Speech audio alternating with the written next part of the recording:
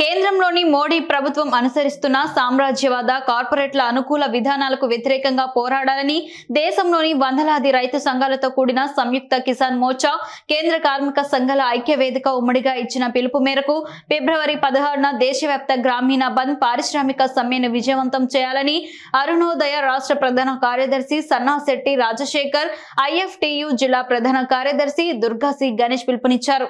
కార్మిక, కర్షక, ప్రజా వ్యతిరేక కేంద్ర ప్రభుత్వ విధానాలను నిరసిస్తూ సాగుతున్న దశలవారీ ఆందోళనలో భాగంగా శ్రీకాకుళం జిల్లా రణస్థలం మండలం పైడి భీమవరంలో పంచాయతీ వర్కర్ల యూనియన్ ఆధ్వర్యంలో నిర్వహించిన ప్రచారంలో పాల్గొని మాట్లాడారు.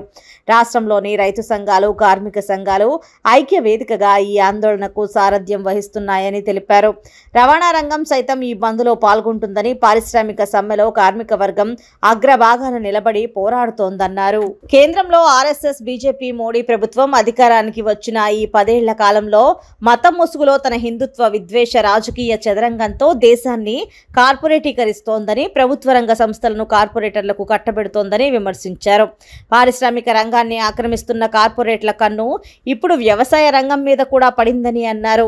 కేంద్రం విద్యుత్ సంస్కరణల బిల్లు అమలుకు రాష్ట్రాలపై ఒత్తిడి తెస్తోందని, స్వామినాథన్ సిఫార్సులను అమలుపరిచి రైతు పంటలకు గిట్టుబాటు ధరలను కల్పించడానికి ప్రభుత్వం ముందుకు రావడం లేదని వారు విమర్శించారు.